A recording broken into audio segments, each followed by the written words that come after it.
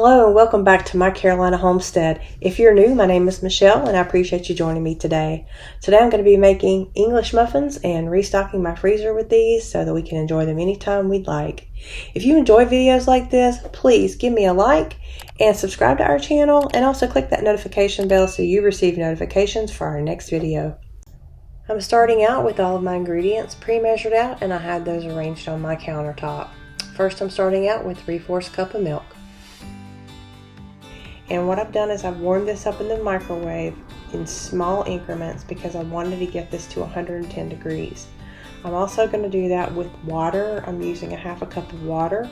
And the reason I am heating this to 110 degrees is so that it will activate the yeast. If I heat that any higher, it will kill the yeast. So that part is very important, that you are able to monitor that temperature. I did use a candy thermometer for that. Now I'm going to add 2 tablespoons of sugar to this and stir that all together. I'm going to set that to the side and let that develop. What that sugar is going to do is feed the yeast, so I'll bring you back when that's fully proofed and let you see what that's supposed to look like. Now I'm just going to put my dry ingredients together, and I'm going to start by adding 2 3/4 cups of all-purpose flour. I do use unbleached flour, and I'm going to put that in my mixing bowl. And to that I'm going to add 1 teaspoon of salt, and I'm going to whisk those together.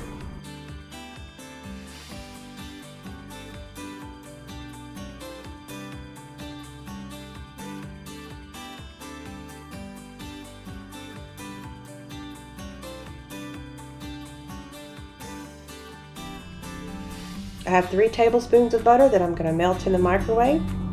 And as you can see now, my yeast is fully proofed. It's all foamy on the top and bubbly, and that's just what you want.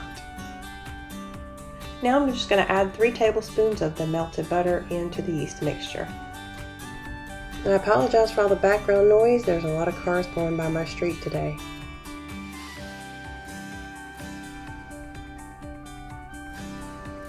I'm cracking 1 large room temperature egg, and I'm also going to add that to the yeast mixture.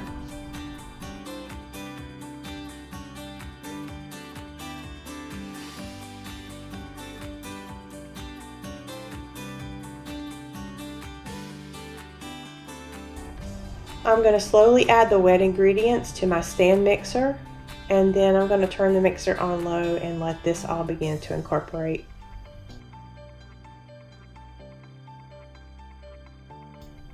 This dough is pretty shaggy, so we're going to let it go for about 5 to 7 minutes until it smooths out and comes together. I did use 2 1/4 teaspoons of instant yeast in this recipe. As you can see, this one's almost 3 years old. It will last a long time if stored properly and kept cold. So now back to our dough. This is coming together nicely. It's very smooth and silky. Just a note, this is going to be a very sticky dough to work with. So before I take this out, I have a glass bowl that I have oiled well, and I'm going to turn this dough out into this glass bowl so that I can cover it and put it to the side in a warm area and let this rise to at least double in size. The quality control supervisor has made her way into the kitchen to let me know she approves of my work. We have 2 Carolina dogs. This one's our youngest. Her name is Jada, and she's just so pretty, and we just love having her. Now I'm covering this bowl, and I'm going to transfer it to a warm area in my home and let this proof until it doubles in size. This took about an hour, and as you can see, it has definitely doubled in size.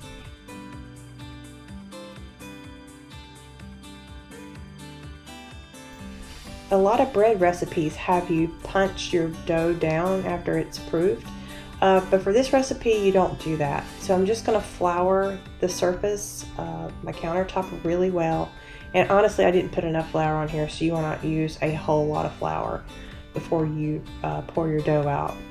And then you're just going to pour the dough out, and it will collapse on itself. So now I'm just going to add some semolina to the parchment lined baking sheet that I have here. Don't skip this part, because if you do, you won't be able to remove the English muffins from the parchment paper. It's important to bring your patients to the kitchen when you are making English muffins, because this is an incredibly sticky dough It will take a few times for you to get comfortable working with it. For me, it's easiest for me to just scoop them up with a spoon and slide the dough off with a spatula. I've tried cookie cutters and other things, but it's just too sticky for me to work with using those. So this is the easiest method I've found so far. So I'm just going to continue to scoop this dough up and drop these out on my baking sheet. And I should come out with between 12 and 14 English muffins. Once I have all the English muffins turned out on the baking sheet, I'm going to set those to the side and let those rest for 30 minutes before I continue.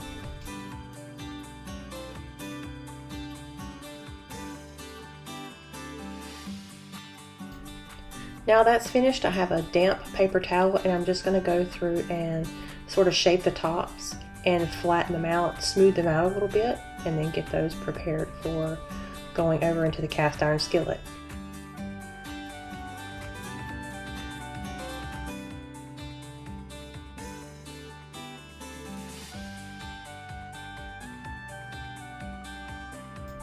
This is a fairly extensive project. It is hands-on the entire time, so we're not going to throw these in the oven. We are going to have to stand over these over the stovetop. So I have a cast iron skillet. I have not oiled it, but it is very well seasoned. And I'm going to coat it liberally with some semolina and let this warm up.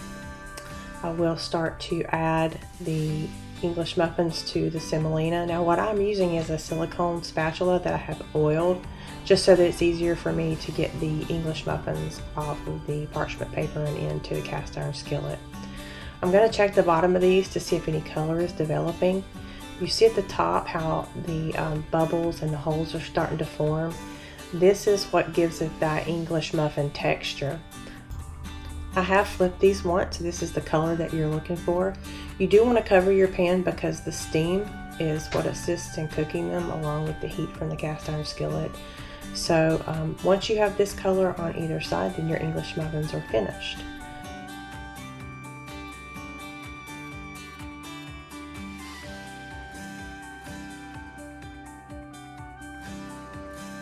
These are smelling absolutely delicious.